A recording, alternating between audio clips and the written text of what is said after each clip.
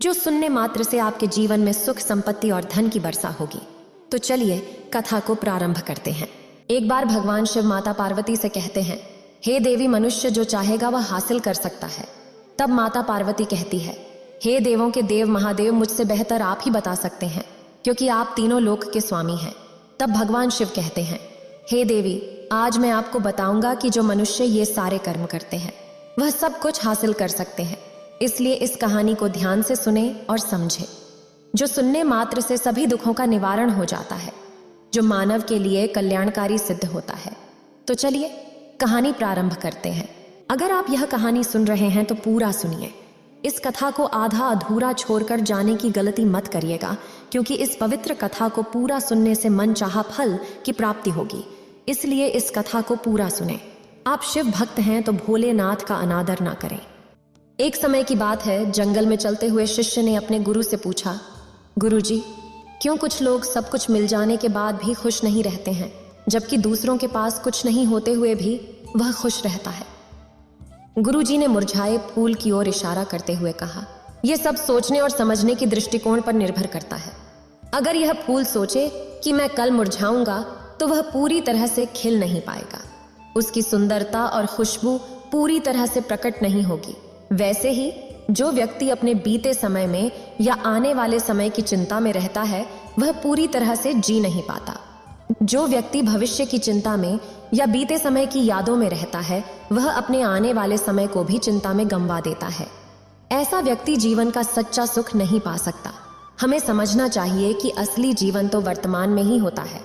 अतीत और भविष्य की चिंताएं सिर्फ हमें अधिक दुखी बनाती हैं। जैसे हम अपने शरीर की सफाई और देखभाल करते हैं ताकि वह स्वस्थ रहे, वैसे ही हमें अपने मन और दिमाग की साफ सफाई करते रहनी चाहिए। समय समय पर उसे ताजगी देनी चाहिए। इससे आपकी सोचने की शक्ति भी बढ़ेगी। गुरुजी ने अपनी तरफ इशारा करके कहा कि एक सच्चा संत वह है जो जीवन की भागदौड़ में शांति खोज लेता है, जो यह समझता है कि मौत ही जीवन का अंत है। इसलिए वह जीवन की सारी सुविधाओं के पीछे नहीं भागता, बल्कि अपने मन को उच्चतम आनंद में ले जाने की दिशा में काम करता है। फिर शिष्य ने पूछा कि क्या जो घर परिवार में रहता है, क्या वह भी उस उच्च आनंद को पा सकता है, और अगर हाँ तो क्या करना चाहिए? तब गुरुजी ने कहा, हाँ, वह भी पा सकता है। एक सही व्यक्ति अपने जीवन की गहराई में जाकर खोजता है, और जब वह समझता है कि गृहस्थ जीवन में भी आनंद है, वह उस गायन को लोगों तक पहुंचाता है ताकि वह भी अपनी सामान्य जीवन शैली में उस आनंद का एहसास कर सके। गुरुजी ने आत्मा को संबोधित करते हुए कहा कि मेरी अपनी खोज से मैंने समझा है कि हमें अक्सर अपने आप को आनंदित रखने के लिए मन और बुद्धि की जरूरत होती है। मनुष्य अक्सर अपने शरीर की देखभाल करता है, लेकिन अपने मन और बुद्धि को नहीं करता है। उसे उसकी आवश्यकता नहीं महसूस होती है, जिससे धीरे धीरे वे सुस्त होते जाता है। जब वे सक्रिय नहीं रहते तो उनमें ताजगी और ऊर्जा की कमी हो जाती है। इस परिणाम स्वरूप व्यक्ति में निराशा और उदासी का एहसास होने लगता है। फिर गुरुजी ने अपने शिष्य की पीठ सहलाते हुए कहा, जो घटनाएं हमारे मन पर असर डालती हैं उन्हें हमें मन से दूर कर देना चाहिए, और इसके लिए एक सीधा उपाय है, अपनी घटनाएं दूसरे से शेयर करनी चाहिए, उसे मन में नहीं रखनी चाहिए। जब तुम किसी और के सामने अपनी भावनाओं का इजहार करते हो तो तुम्हारे मन की बेचैनी कम हो जाती है। कुछ व्यक्तियों की प्रकृति ऐसी होती है कि वे अपनी मन की चिंताएं दूसरों से छुपाते हैं। इसके परिणाम स्वरूप वे आंतरिक रूप से परेशान रहते हैं, पर अपनी समस्याएं दूसरों को नहीं सुनाते। कुछ लोग ऐसे होते हैं जो अपनी अंदर की बातों को छुपा नहीं सकते, चाहे वह अच्छी बात हो या बुरी। वे अपनी भावनाओं का सामने वाले से इजहार कर देते हैं। अक्सर तुमने भी देखा होगा कि वे लोग जो अपनी भावनाओं को बाहर निकाल देते हैं वे जीवन में अधिक खुश रहते हैं। जिस दुख को हम दबाने की प्रयास करते हैं वह हमें अंदर से घात करता है। अगर मन दुख से भर जाए तो खुलकर रोने दो और खुद को न रोको। जब तुम्हें किसी अच्छी बात पर खुशी महसूस हो तो बिना रुके नाचो और गाओ। इससे जो ऊर्जा अंदर है वह बाहर निकलती है, और जब यह ऊर्जा पूरी शक्ति से बाहर निकल जाती है तब अंदर एक शांति, एक तहखाना, एक आत्मीयता और एक गहरी समझ आती है। फिर गुरुजी ने शिष्य को यह भी बताया कि जैसे तेज धारा का पानी अपनी ताकत से सभी रुकावटों को पार कर लेता है, जैसे जब भावनाओं का दबाव बढ़ जाता है और हम उसे बाहर नहीं निकालते तो वह अंततः हमें अंदर से आहत करता है। यदि हम उस दबाव को रोकते हैं तो वह आखिरकार हमें ही नुकसान पहुंचाता है। उस दबाव का परिणाम हमारे मन में अवांछित विचारों के रूप में होता है। अधिकतर लोग अपनी भावनाओं को अंदर ही रखते हैं क्योंकि वे डरते हैं कि अगर दूसरों को पता चला तो उनका क्या रिएक्शन होगा। इसी डर से अपनी भगवानों को नहीं बताता है। जब किसी को डर होता है कि लोग उसके बारे में क्या सोचेंगे तो वह अपनी असली भावनाओं को दबाता है। इसी भय के कारण वह खुद को अधिक समय तक परेशान रखता है लेकिन दूसरों से कुछ नहीं कहता।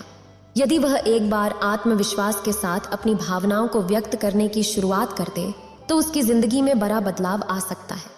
जब यह प्रक्रिया उसकी आदत बन जाती है तब वह जीवन में कभी भी अपनी भावनाओं को प्रकट करने में नहीं डरता है। अगर हम चाहें तो अपने मन को एक नई ऊंचाई को स्थापित कर सकते हैं। 10 दिन निरंतर सही प्रक्रिया से अभ्यास करने पर हम अपनी अवांछित भावनाओं से मुक्ति पा सकते हैं। यह अभ्यास ऐसा है कि 10 दिनों में पहली और सबसे महत्वपूर्ण बात यह है कि हमें अपने विचारों और भावनाओं को दबाना नहीं है। अगर हम किसी के प्रति अच्छा महसूस करते हैं तो उसे व्यक्त करना चाहिए और अगर बुरा महसूस करते हैं तो वह भी व्यक्त करना चाहिए। परिणामों की चिंता न करें, बस अपने विचार साफ करने पर ध्यान दें।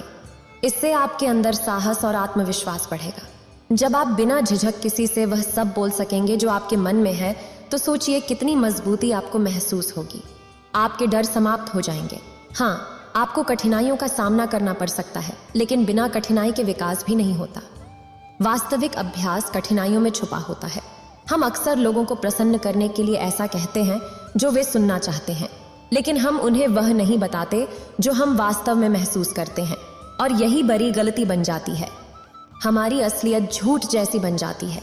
जब भी आप अपनी भावनाएं प्रकट करते हैं तब उस व्यक्ति के प्रति आपकी भावनाओं का मूल कारण क्या है। जैसे एक कर्मचारी जब अपने बॉस के लिए काम करता है और अगर वह काम सही से नहीं हो पाता तो बॉस उसे डांट सकता है। इससे कर्मचारी के दिल में बॉस के प्रति रोष की भावना उत्पन्न हो सकती है। अगर आप सही काम करते हैं और मालिक आपसे अच्छे से बात नहीं करता तो आप उससे अपनी भावनाओं की बात खुलकर कर सकते हैं, परिणाम की चिंता किए बिना। अगर ऐसी भावना रखते हैं तो आपको आत्मसम्मान में वृद्धि आएगी, आपको आत्मविश्वास बढ़ जाएगा। दूसरा कार्य जो आपको 10 दिन करना है वह यह है कि जो भी आपके साथ हो एक ऐसे व्यक्ति से बातें करो जिस पर आप भरोसा करते हैं, जिससे आप अपनी मन की हर बात बिना झिझक साझा कर सको, बिना सोचे कि वह आपके बारे में कैसा अनुभव करेगा।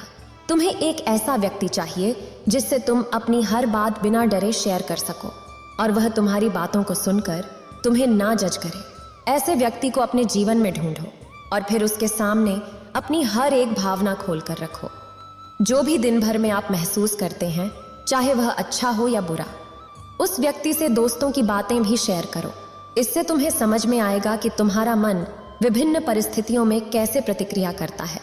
जब तुम किसी से ये भावनाएं बांटते हो तो तुम्हें खुद की भावनाओं को समझने में सहायक होता है और तुम यह भी जान पाते हो कि तुम्हारी घटनाओं में तुम्हारी प्रतिक्रिया कैसी होती है। उससे तुम अपने आप को अच्छी तरह पहचान पाते हो। और अगला अभ्यास जो मन को शांत रखता है। तब गुरु और शिष्य जंगल को पार कर अपने आश्रम में वापस आ गए थे और गुरुजी ने इतन उपदेश देकर इस कहानी को यहीं पर समाप्त करते हैं। तब भगवान शिव कहते हैं जो मनुष्य इसे अपने जीवन में ढाल लेता है वह मनुष्य कभी भी दुखी नहीं होता है और वो जो चाहता है वह हासिल कर लेता है। इस वीडियो को बोलते समय कोई त्रुटि हो तो मैं क्षमा चाहती हूँ। उम्मीद है आप सभी को ये वीडियो अच्छी लगी होगी। अगर आप शिव के सच्चे भक्त हैं तो चैनल को सब्सक्राइब और वीडियो को लाइक करके कमेंट में हर हर महादेव लिख दीजिए।